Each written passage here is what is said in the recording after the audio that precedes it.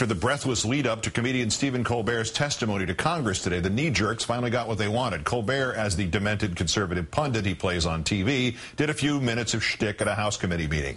But on our third story, then there's the rest of the story few have bothered to cover. The point of Colbert actually attending that hearing, the truth he spoke, not the truthiness.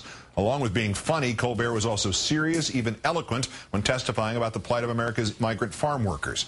This week on his Comedy Central program, Colbert aired a two-part series about the migrant workers, joining California Congresswoman Zoe Lofgren. Colbert spent a day working alongside some of them at a farm in upstate New York. In addition to getting a comedy bit out of the experience, the comedian was also asked by Lofgren to testify at today's House Judiciary and Immigration Subcommittee hearing called Protecting America's Harvest, alluding to the Murrow documentary of 1960. Colbert agreed to appear in character and then remain as a witness. As I mentioned, leading up to the hearing, the people on Fox News freaked out. They couldn't find anyone else. An expert witness. Come on, guys, this is serious business. I just don't get it. This takes the cake. You have got to be kidding. You cannot be serious. And you wonder why Congress's approval ratings are where they are. That is one of the most ridiculous things I've ever heard of in my life. One of the most ridiculous things I've ever heard. It's the most ridiculous thing I've ever heard. This is so ridiculous. This is ridiculous. Right, said the moron from Fox. David Korn of Mother Jones pointed out that the humorist and author Mark Twain set the original standard for funny men testifying before Congress at a 1906 hearing on copyrights, and Casey Stengel spoke absolute gibberish at a 1958 hearing on baseball's antitrust exemption. The next witness was Mickey Mantle, and he won the day by beginning, "I'd like to say my views are basically the same as Casey's." As Colbert himself noted, he is not even the first to appear in character to Congress. In April 2002, Elmo from Sesame Street testified to the House at the request of then-Republican Congressman Randy Duke Cunningham. Didn't hear Fox complaining about that. Mr. Cunningham is now serving time for tax evasion and bribery and hadn't seen Elmo in years. There's your mockery in Congress. This morning, the media swarmed on Colbert as he entered the meeting room. After he was seated, Democratic Congressman John Conyers asked Colbert to submit his opening statement in writing and leave. Colbert deferred to Lofgren, the committee's chairwoman, for a call. She said he should stay. Conyers retracted his request, and Colbert delivered his opening remarks. This is America. I don't want a tomato picked by a Mexican. I want it picked by an American, then sliced by a Guatemalan, and served by a Venezuelan in a spa where a Chilean gives me a Brazilian. Because my great-grandfather did not travel across 4,000 miles of the Atlantic Ocean to see this country overrun by immigrants. He did it because he killed a man back in Ireland. That's the rumor. I don't know if that's true. I'd like to have that stricken from the record. I participated in the UFW's Take Our Jobs campaign, one of only 16 people in America to take up the challenge. Though that number may increase in the near future, as I understand, many Democrats may be looking for work come November. This brief experience gave me some small understanding of why so few Americans are clamoring to begin an exciting career as seasonal migrant field worker. So, what's the answer? I'm a free market guy. Normally, I would leave this to the invisible hand of the market, but the invisible hand of the market has already moved over 84,000 acres of production and over 22,000 farm jobs to Mexico, and shut down over 1 million acres of U.S. farmland due to lack of available labor, because apparently even the invisible hand doesn't want to pick beans. Now, I'm not a fan of the government doing anything, but I've got to ask, why isn't the government doing anything?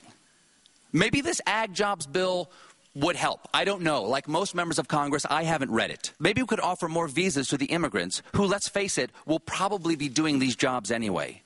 And this improved legal status might allow immigrants recourse if they're abused. And it just stands to reason to me that if your coworker can't be exploited, then you're less likely to be exploited yourself. And that itself might improve pay and working conditions on these farms, and eventually Americans may consider taking these jobs again. Or maybe that's crazy. Maybe the easier answer is just to have scientists develop vegetables that pick themselves. The genetic engineers over at Fruit of the Loom have made great strides in human fruit hybrids. The point is, we have to do something, because I am not going back out there. At this point, I break into a cold sweat at the side of a salad bar.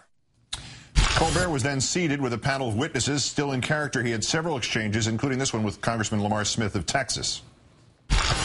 By the way, I do endorse your policies. I do endorse Republican. You asked me if I endorse Republican policies. Do you endorse all Republican policies without question? Okay, including the requirement that members have 72 hours to read a bill before we vote on it? Absolutely. Thank you for your endorsement of the Pledge to America. Madam Chair, I'll yield back. Thank you.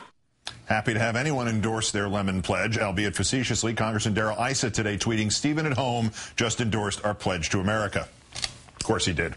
Finally, towards the end of the hearing, which no media anywhere would have touched without Colbert's presence, California Representative Judy Chu got her chance to question the comedian. She took the opportunity seriously, as did Colbert.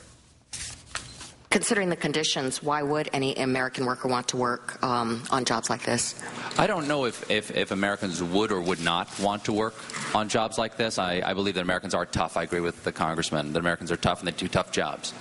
It's not a job I want to do, and not a lot of people took Mr. Rodriguez up on his offer. And it seems from the statistics that my researchers found that there is a lack of labor in parts of the United States, and that seems to say that Americans don't want to take these jobs, but I don't want to say definitively that they won't.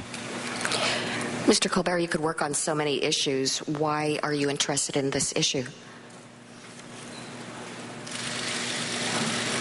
I like talking about people who don't have any power. And this seems like one of the least powerful people in the United States are migrant workers who come and do our work but don't have any rights as a result. And yet we still invite them to come here and at the same time ask them to leave. And that's an interesting contradiction to me. And you know, whatsoever you do for the least of my brothers, and these seem like the least of our brothers right now. A lot of people are least brothers right now because the economy is so hard, and I don't want to take anyone's hardship away from them or diminish anything like that. But migrant workers suffer and have no rights. Note to the right, he's quoting Christ there if you didn't recognize it.